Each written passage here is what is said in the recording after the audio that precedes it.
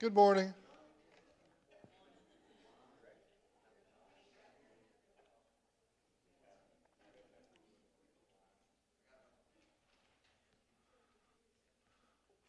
Finally starting on time today, so we'll probably end early.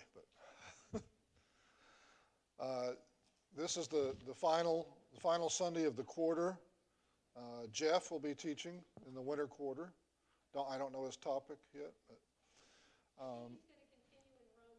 continue with Romans. Okay. Super, because there's plenty in Romans to learn. I want to stop at this halfway point in John and get out of the trees and look at the forest. Look at what are the big themes that we've seen? What are the patterns that we've seen here in the book of John? And I would say that one of the big themes that I see across the entire Gospel of John is that John's trying to communicate to us the many ways in which Jesus is superior. We discussed how he differs from Matthew, Mark, and Luke, the synoptic gospels. He's got new material. He's got stories that they didn't have. There wasn't a desire to simply repeat all of their stories. The only repeated stories were repeated with lots of extra information. The only two miracles in common were the feeding of the 5,000 and the resurrection, and John provides a lot more detail even in those cases. But also he had more Jerusalem stories in particular, and that leads to a theme of Jesus interacting with those Jewish festivals or feasts in Jerusalem. But he also had a lot of advanced teaching. We mentioned early that there's a theme in John of explicitly saying we didn't understand this at the time. But after he was resurrected, when Jesus said, destroy this temple and I will raise it again in 3 days, there's an explicit comment there. After his resurrection, we understood what he was referring to. They didn't understand it at the time. Jesus said a lot of things that they did not understand at the time. And not just the disciples, but there's a theme throughout John when he's speaking to Nicodemus in John chapter 3. And he starts talking about being born again, and Nicodemus didn't understand. When he speaks to the crowds at the feeding of the 5,000, he says things that they don't understand. So it's not just his close circle of disciples who don't understand. One of the themes of John is all the ways in which Jesus was not understood at the time. And that's why a lot of those stories are not in the other Gospels, because the other Gospels were more useful for initial preaching of the gospel. When you're preaching the gospel to people for the first time, you don't start out with everything that's hard to understand. So Matthew, Mark, and Luke are, in my opinion, more suited to certain kinds of gospel preaching to people who haven't ever heard the gospel before. That's why it always kind of surprised me when some people would recommend starting with the Gospel of John in evangelism, because I think that's kind of the opposite of its intention. This was advanced teaching for Christians, for the most part. And we're going to get to this theme now of demonstrating the superiority of Jesus. In John chapter 1, the first half of it starts out talking about the Word, the Greek logos. And we mentioned that starting with Greek philosophers, continuing with the Romans, and continuing with Jews, because Jews were influenced by Greek philosophy, people were looking for this mediator between the Creator and mankind. And the conception that the Greeks had was the Creator creates a mediator, an inferior being who is the go-between between man and God.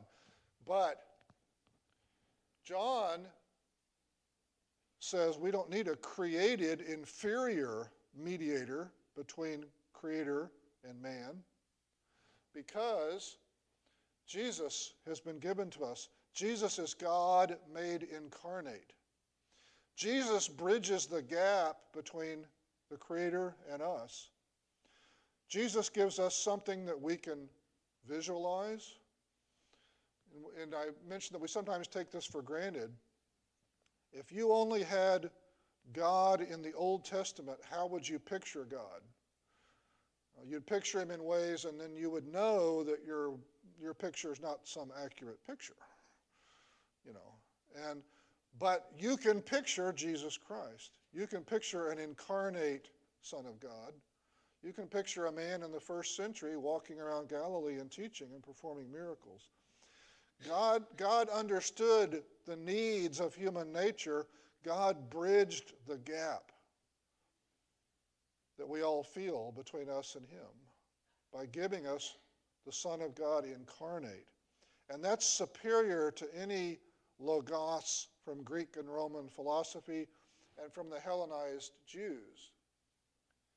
He's co-equal with the Creator. He's not created. He's eternal. He's not inferior.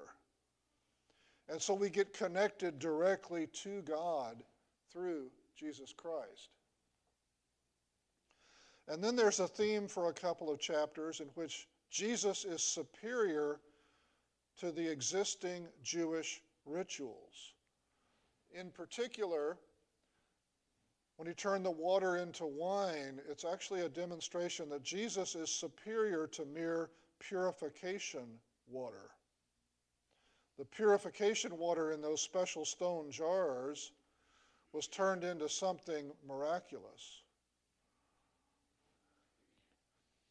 It also shows Jesus judging the practices of the temple. The existing practices of the day included the money changers at the temple and so on. And in the second part of chapter 2, he goes in and he pronounces judgment upon them, overturns tables, casts them out, which leads to the question, who are you? By what authority do you do these things?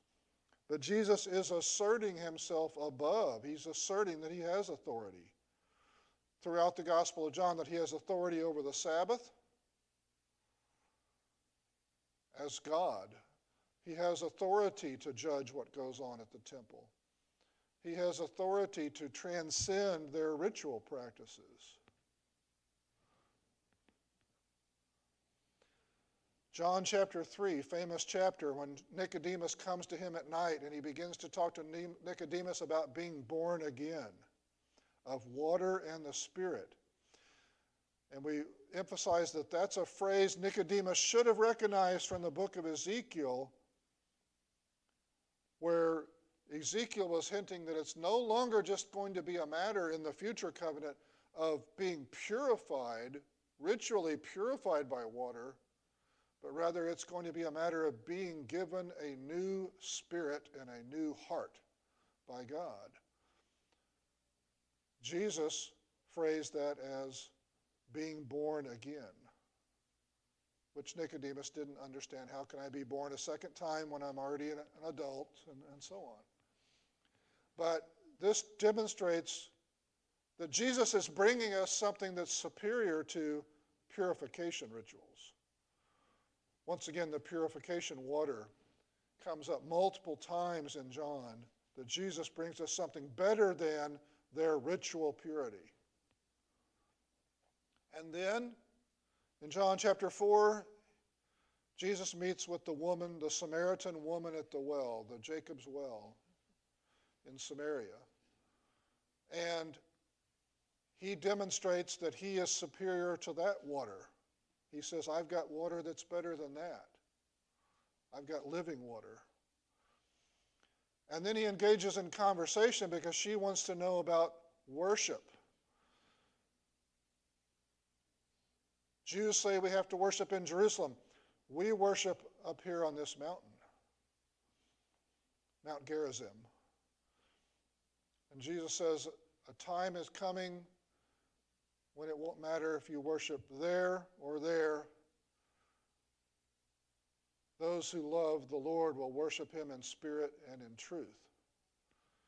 So he transcends this controversy of the day about their worship practices and says none of that's going to matter. Then, after the end of chapter 4, we begin a section, chapters 5 through 10, in which Jesus keeps making trips to Jerusalem and getting involved with Jewish festivals in Jerusalem. And it shows how Jesus is superior to the elements of these festivals. He's a superior fulfillment of what these festivals point towards. And in this section of John, which is actually, most of it's actually quite late in Jesus' life, even though this is pretty early, most of the Gospel of John is late in Jesus' life. By the time you get to chapters 7, 8, 9, 10, Jesus only has 6 months left to live, approximately. So that almost the entirety of the Gospel of John is the end of Jesus' life. Even more so than the other Gospels, and the other Gospels are also very unbalanced in their focus on the end of Jesus' life. You've got, about a third of the Gospel of Mark is the last few months of Jesus' life, but it's more than half of the Gospel of John. During this period, because it's late in his life, Jesus doesn't mind provoking the authorities because soon he needs to die. He has to miraculously escape after a couple of his provocations. But he begins to proclaim his equality with the Father because the end is approaching. And he's not afraid of being accused of blaspheming and so on because being crucified is his goal. He doesn't mind provoking them by claiming equality with the Father. And he claims authority over the Sabbath. He's not confined by their Sabbath rules. He's Lord over the Sabbath. Another claim that they would have taken as blasphemy. He claims to be the bread of life in chapter 6. After the feeding of the 5,000 with the bread, he proclaims himself to be delivering something greater than the manna that was delivered in the wilderness to the Jews. And the unleavened bread of the Passover, the manna, the unleavened bread in the Passover, is central to one of their main festivals. As we read today in the sermon, the manna, the unleavened bread in the Passover was a reminder. It was referred to in Deuteronomy as the bread of affliction. Not the best bread they've ever eaten, unleavened bread. It's a reminder. You left Egypt in haste in the middle of the night. You didn't have time to cook bread, to bake bread. And so that was very sacred to them. That was an important part of their remembrance, was to eat unleavened bread. But Jesus proclaims, I'm something greater than that bread. I'm the bread of life. So I'm superior to the bread in two of your most important remembrances, the Passover and the wilderness wanderings. In chapters 7 and 8, we talked about the Feast of Booths, also known as the Feast of Tabernacles, in which Jews, and they just had this recently, the attack in Israel came at the end of the Feast of Booths. October 7th was the 8th day, the second Sabbath day. And they would build a booth. I had a picture of, you recall, where you would move out of your house and go live in this little shack as a reminder of the wanderings in the wilderness when all you could do was set up a tent each day. And in the 8-day celebration of this festival, there were ceremonies, one of which was the ceremony of water, in which the high priest would go to the pool of Siloam and get water, and they would have a processional back to the temple with that holy water. There was also a light ceremony. The ceremony of light, they got lights, which in those days means lanterns, torches. They got lights and set them up to shine on the temple. And people would gather around to admire the temple and hear the priests pray. Jesus set himself up as being superior to that water. He said, I'm a living water. You'll never get thirsty again if you partake of me. And he said, I'm the light of the world. You'll never see darkness when you participate in the light of the world, which made him superior to the ceremony of light.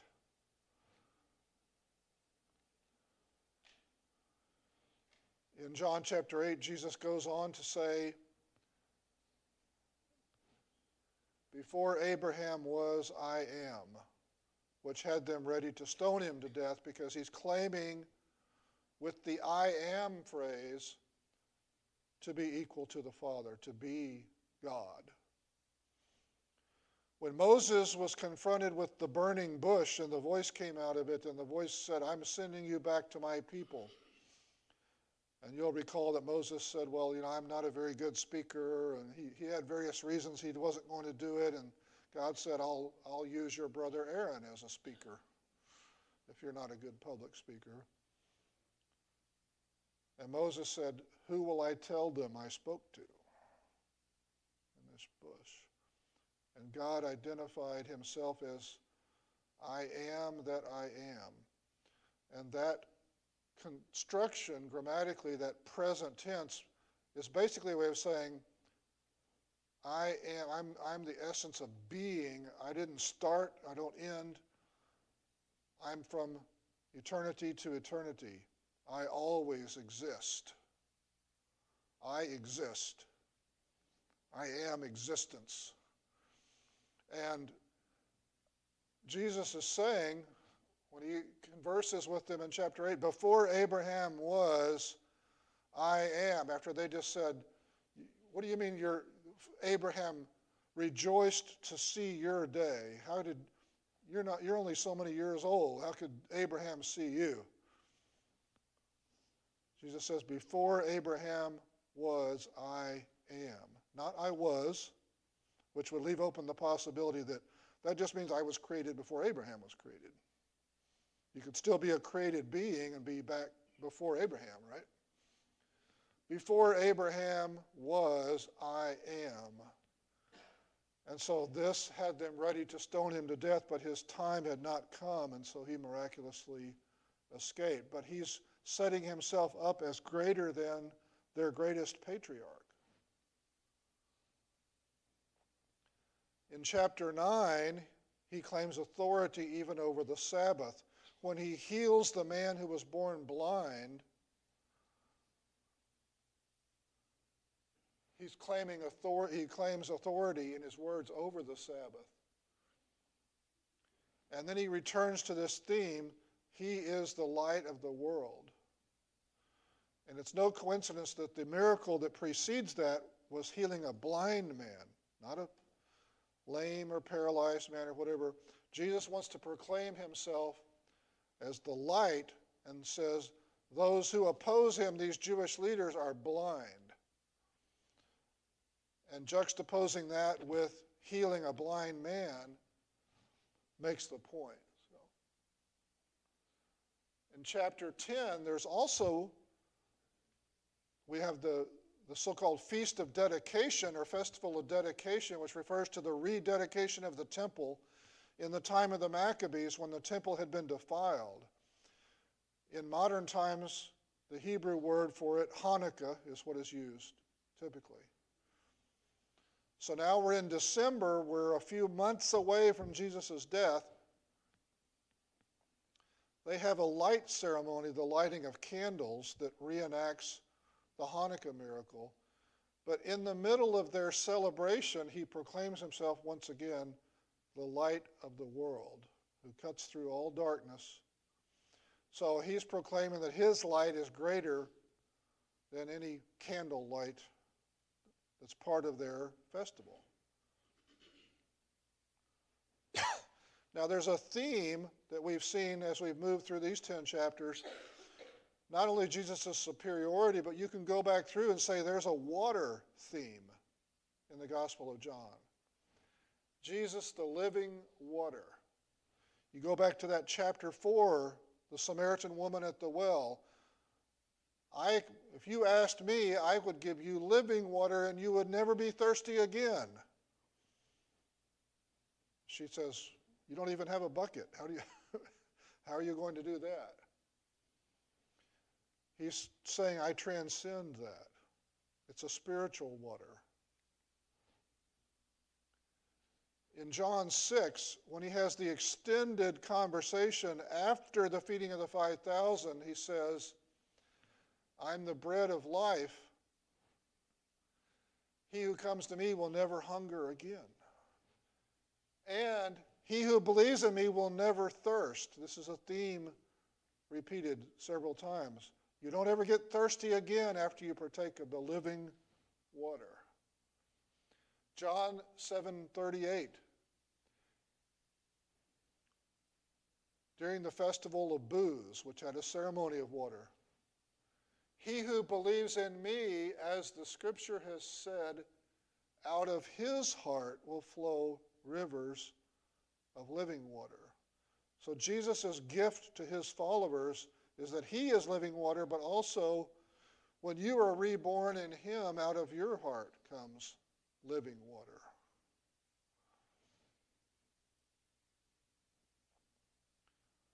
And we already saw that in the several of these festival and rituals, going back to the ritual section in chapter 2, turning the purification water into wine, the healing water of the pool of Siloam in chapter 5, when he healed the man who had been sick for 38 years and could never get to the water fast enough to be healed. Jesus is superior to those purification waters and those pool of Siloam healing waters because he's a spiritual water. He's a water that never runs dry. But there's a light theme in the Gospel of John. And it continues in the epistle of 1 John, where you can see John using the same language, light versus darkness. In him is light, in him there is no darkness, and so on. In the epistle, you find the same language that John picked up on from Jesus. 5 different verses out of the first 9 verses, when talking about the Logos and the superiority of the Logos, refer to Jesus as light, the light of the world, the light that overcomes the darkness, and so on.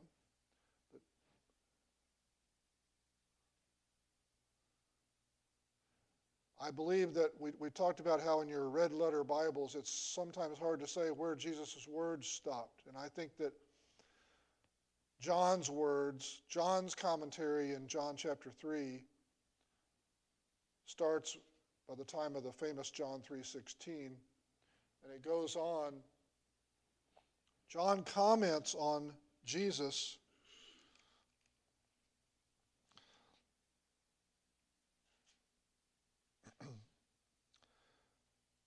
For God loved the world in this way. He gave his one and only Son, so that everyone who believes in him will not perish, but have eternal life. For God did not send his Son into the world that he might condemn the world, but that the world might be saved through him. Anyone who believes in him is not condemned, but anyone who does not believe is already condemned, because he has not believed in the name of the one and only Son of God. This, then, is the judgment. The light has come into this world, and people loved darkness rather than the light, because their deeds were evil. For everyone who practices wicked things hates the light and avoids it, so that his deeds may not be exposed. But anyone who lives by the truth comes to the light, so that his works may be shown to be accomplished by God. So, multiple times in just 3 verses, John comments about Jesus as light. And that's related to the born again passage that we've just read, in which Jesus conversed with Nicodemus. John chapter 9, the Hanukkah feast, which had its ceremony of light. Jesus proclaims, "As long as I am in the world, I am the light of the world." So the light theme is spread throughout John, and in fact, 2 of these themes get tied together in one verse, in John 8, verse 12. Jesus as the light of the world and Jesus being superior to the festivals can be seen because there's a ceremony of light happening during this festival of booths or tabernacles, and Jesus says in the middle of that festival, "I am the light of the world. He who follows me shall not walk in darkness, but have the light of life." So these themes overlap. The water theme, the light theme, Jesus superior to rituals, Jesus superior to their festivals, intersect in certain passages where more than one theme is present at a time in those passages. So, I believe that the second half of John, we haven't gotten to, starting in chapter 11, what happens in John chapter 11? What famous event? The raising of Lazarus. I think that the second half of John is the superiority of Jesus over life and death, beginning with raising Lazarus and then proceeding through a very extended discussion of the final week of his life and his death and his resurrection and his post-resurrection appearances. I think half the Gospel of John is the superiority of Jesus over life and death. And so maybe we'll come back at some point to studying the second half of John. But I think that this overview and these themes give you an idea that John is not just another Matthew, Mark, and Luke. John specifically wrote to teach us certain themes, to teach us certain advanced topics, to teach us things that weren't already in Matthew, Mark, and Luke, and to give Christians some advanced theological teachings to think about at the time. And a lot of these I am sayings, these are more abstract theological sayings. I am the bread of life. I am the light of the world. Those are not obvious sayings for people who've never heard the gospel. So I believe that these are to cause us to think about the nature, the divine nature of Jesus Christ. That's John's purpose. So we'll finish up early. Next week, Jeff will be teaching about Romans. Thank you for your attention. Yes?